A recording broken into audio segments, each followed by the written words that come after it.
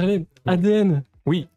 Toujours ADN. Toujours? Bah oui. Bienvenue dans la boîte il y a aussi quelques semaines. Vous connaissez probablement notre invité de ce début de live. ADN. Je suis venu, il était sorti en exclusivité chez France Loisirs. Chez France Loisirs. Et il est sorti en librairie le 7 septembre. Voilà, c'est tout frais. Comment tu te sens avec cette sortie Je suis content parce que c'est mon 4e roman. Et c'est la première fois qu'en dehors de France Loisirs, j'ai l'impression d'avoir une visibilité. Alors en partie parce que ma maison d'édition, les éditions du 123, a été reprise il y a quelques mois et fait désormais partie d'un groupe qui a des liens avec Cultura, avec le groupe Cultura. D'accord. Donc c'est vrai qu'il y a une centaine de Cultura en France et ces liens font que je suis ADN est présent sur toutes les tables des Cultura et avec un dispositif qui fait qu'il est mis en valeur. Ça me change la vie parce que quand vous sortez un bouquin mais que vous avez l'impression d'être invisible, c'est toujours un peu frustrant. Voilà, donc après je sais bien que les libraires ne peuvent pas mettre tous les auteurs en vue, hein. Il y a plein de polars, mais voilà, donc j'ai l'impression qu'il y a un petit frémissement en librairie que je n'avais pas connu jusque-là. Donc voilà. Hâte de voir ce qui va se passer dans ces premières semaines de vie pour la nouvelle sortie d'ADN. Est-ce que tu peux nous dire, et à toutes les personnes qui nous écoutent, de quoi parle ce livre? On en avait déjà un peu parlé. Bien Je sûr. ne sais pas si tu l'as un peu modifié pour cette sortie hors France Loisirs. Non, pas du tout, parce que le manuscrit reste le même. C'est juste que chez France Loisirs, c'est une exclusivité, une avant-première pendant 6 mois. C'est exactement le même livre, sauf que seule la couverture a changé, en fait. Ok. Où on a tiré les leçons peut-être d'une première couverture qui était plus généraliste, et là, elle est vraiment ciblée ADN. Donc, et le pitch. Le pitch, c'est un livre alors, qui parle notamment des cold cases, de cette obsession qu'ont certains policiers de police judiciaire pour ces affaires irrésolues, en français on va dire, plus ou moins de longue date, parce qu'un cold case, c'est pas forcément une affaire qui date de 30 ans en arrière, c'est pas forcément le petit Grégory. 3-4 ans déjà, c'est un cold case. Donc, on a l'adjointe à la brigade criminelle et les 2 chefs de groupe qui sont tous les 3 hantés par une histoire. Et il se trouve que la femme d'un des 2 chefs de groupe disparaît. Et que pour la retrouver, le chef de groupe va être obligé de collaborer avec l'autre chef de groupe sur son cold case à lui. Parce qu'il se rend compte que la résolution de la disparition de sa femme va peut-être passer par la résolution de ce cold case. Donc voilà, ça c'est une trame croisée. Voilà, trame plutôt générale. Et après... donc c'est mon 4e bouquin et depuis le 2e, j'aime beaucoup adosser mes histoires à des thématiques sociétales. Par exemple, le 3e hashtag Je suis Lily, c'était les violences faites aux femmes. Et donc là, on est plus dans l'ADN, comme le titre l'indique, mais plus sous le thème la quête des origines. On n'est pas tellement dans un ADN biologique, même si je l'évoque un petit peu, mais voilà, c'est pas un livre scientifique, mais c'est un livre quand même qui est assez creusé par rapport à ce sujet. Et alors après, c'est difficile comme à chaque fois d'en dire plus, mais voilà. La quête finalement de toutes ces affaires qui vont peut-être s'entrecroiser va se regrouper sous cette bannière, sous cette thématique de la quête des origines. Cold case, des affaires croisées. Comment on s'y retrouve quand on écrit ce genre d'histoire?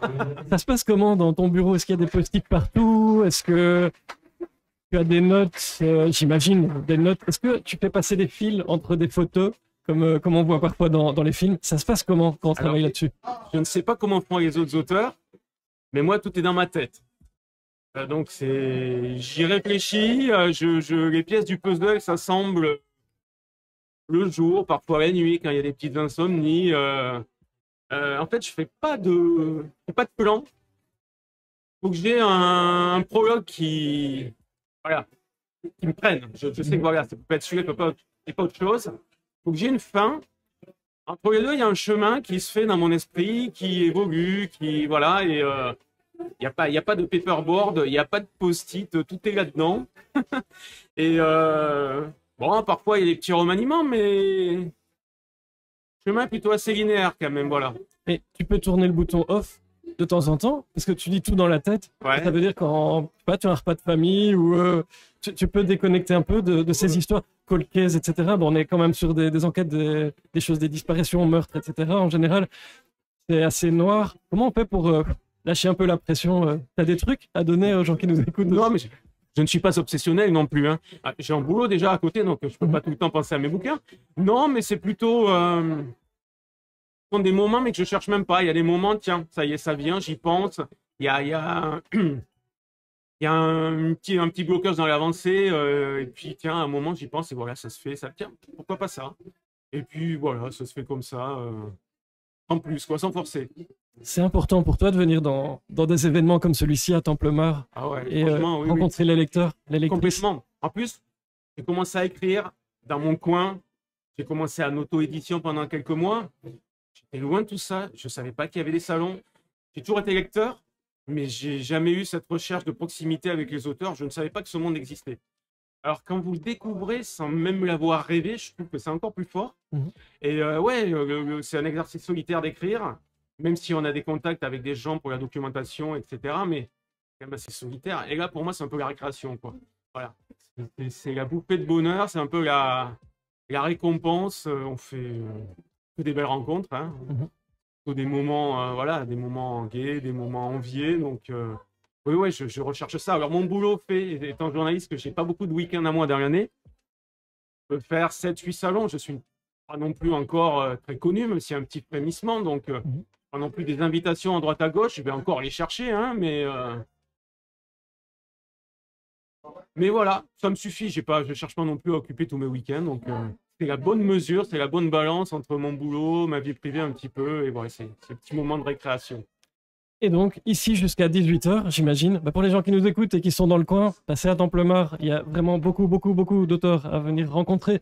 Puis plein d'animations, vous entendez, ça s'anime derrière. Ça s'applaudit, il se passe des tas de choses.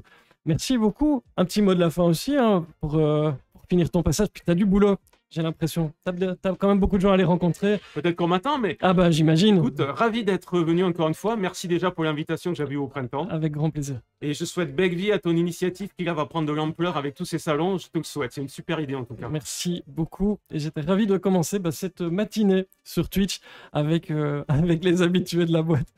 Merci, et puis on va aussi rencontrer des petits nouveaux qui ne sont pas encore venus dans la boîte. Merci beaucoup Vincent. Salut.